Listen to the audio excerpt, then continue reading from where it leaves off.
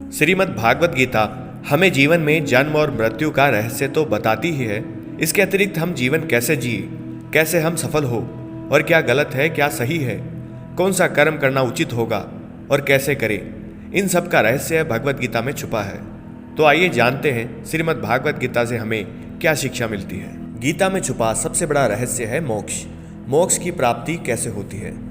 हमारे वैदिक ऋषियों ने जीवन के 4 पुरुषार्थ बतलाए हैं: धर्म, अर्थ, काम और मोक्ष। इसमें मोक्ष को परम पुरुषार्थ कहा है, लेकिन शास्त्रों को जो समझते हैं उनके अनुसार मोक्ष पुरुषार्थ नहीं है, बल्कि मोक्ष पुरुषार्थ का परिणाम है। यदि बतलाए गए 3 पुरुषार्थ पर व्यक्ति जीवन भर चल पाए तो उसे मोक्ष की प्राप्ति होती है। जीवन का पहला पुरुषार्थ धर्म है। इसका अर्थ जीवन के मूलभूत सिद्धांतों से है। ऐसे सामाजिक आदर्श और मर्यादाएं जो व्यक्ति को पशु से मनुष्य बनाए, वही धर्म है। धर्म के मूल में मानवता निहित है।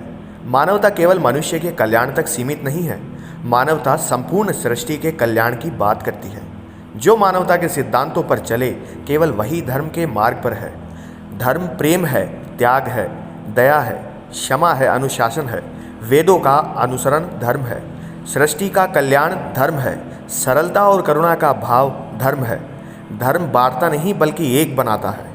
वेदों के अनुसार धर्म जीवन का प्रथम पुरुषार्थ है। व्यक्ति को जीवन भर धर्म का अनुसरण करना चाहिए। हमारे शास्त्रों ने अर्थ की निंदा नहीं की है, बल्कि अर्थ को जीवन का दूसरा पुरुषार्थ कहा है। अर्थ का आशय केवल धन तक सीमित नहीं है। अर्थ के भीतर जीवन की वैभवता, मान सम्मान, परिवार, सुख और संपन्नता सभी आते हैं। हर व्यक्ति को अर्थ अर्जित करने का अधिकार है, किंतु वेद घोषणा करते हैं कि अर्थ वही है जो धर्म के मार्ग पर चलकर अर्जित किया जाए। जो धर्म से विपरीत कमाए जाए वे अर्थ नहीं, अनर्थ कहलाता है। धर्म के मार्ग पर चलकर अर्जित किए अर्थ को त्यागपूर्वक भोगना काम कहलाता है। वेदों के अनुसार काम जीवन का तीसरा पुरुषार्थ है। भोगने की प्रवृत्ति ही काम कहलाती है। किंतु अर्थ को किस प्रकार भोगना चाहिए?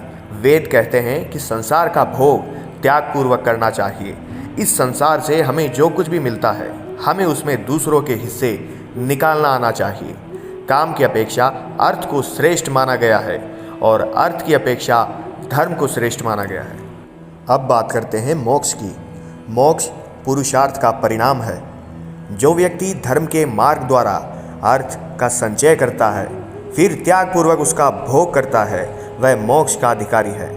उसे मोक्ष पाने के लिए किसी दर पर भटकने की ज़रूरत नहीं है। अपने शुद्ध आचरण से वह पुण्य आत्मा अपने जीवन काल में ही उस परमात्मा में लीन हो जाती है। आत्मा का परमात्मा में मिलन यही तो मोक्ष है। सांसारिक बंधनों से मुक्ति यही तो मोक्ष है। मोक्ष एक ऐसी अवस्था है जहाँ व्यक्ति सुख और दुख, लाभ और हानि के गणित में नहीं फंसता। अपने कार्यों के परिणाम को सहजता से अपनाता हुआ सरल भाव से जीवन व्यतीत करता है। ऐसा व्यक्ति मृत्यु को अंत नहीं बल्कि एक समाधि की तरह समझता है। ऐसी समाधि जहाँ उसकी चेतना शून्य में विलीन हो जाती है।